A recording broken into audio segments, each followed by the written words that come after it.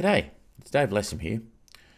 Now, in my 39 years of service in the Royal Australian Navy, I faced many difficult situations. Some of them on the front lines of disaster, some in the emergency rooms where every second mattered.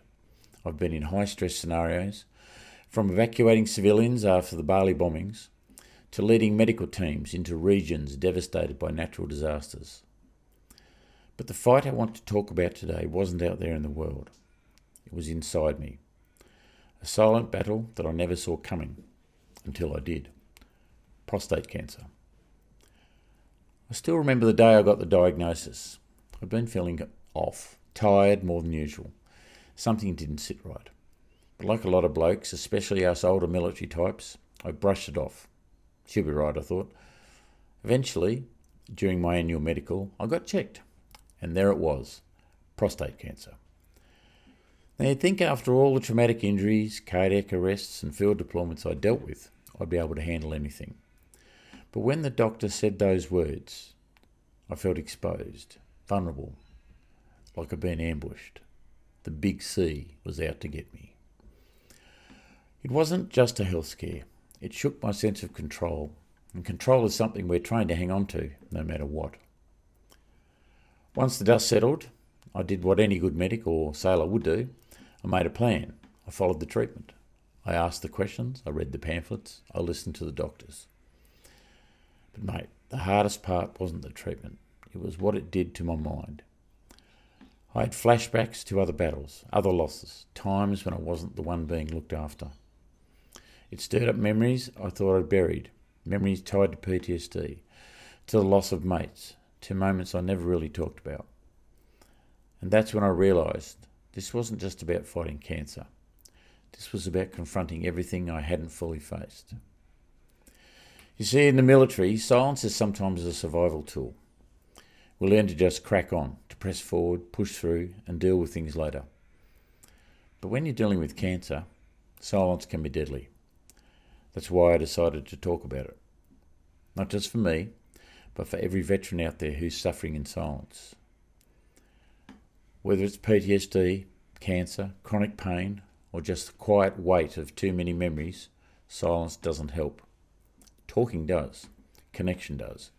Asking for help does.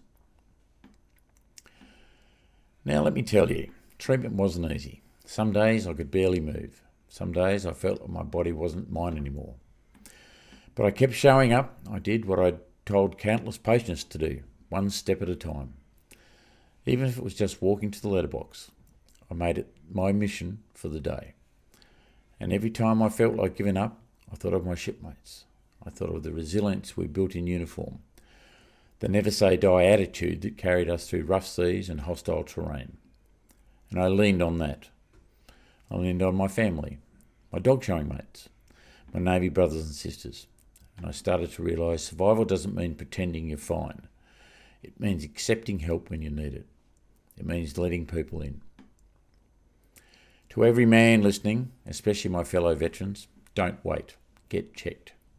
Prostate cancer can be silent, but early detection can be the difference between life and death. I know blokes who are still here today because they caught it early, and I know blokes who aren't. It's not weakness to get checked. It's smart. It's brave. And if you're struggling emotionally, talk to someone. There's no medal for suffering in silence. I share this story not because I want sympathy, but because I want awareness. Health isn't guaranteed. Even for someone who's spent a lifetime in healthcare and crisis zones, your body can still betray you. But it's not the end of the road. I'm still here. I'm still standing. And I've still got a mission to raise awareness, to share what I've learned and to remind you that you're never too tough to take care of yourself. So that's my story. From the flight deck to the hospital bed, from medic to patient, I've seen both sides now. And if my journey helps even one person speak up, get checked, or feel less alone, then sharing it is worth it. Thanks for listening. Look after yourself, look after each other. Until next time, this is Dave Lassam signing off.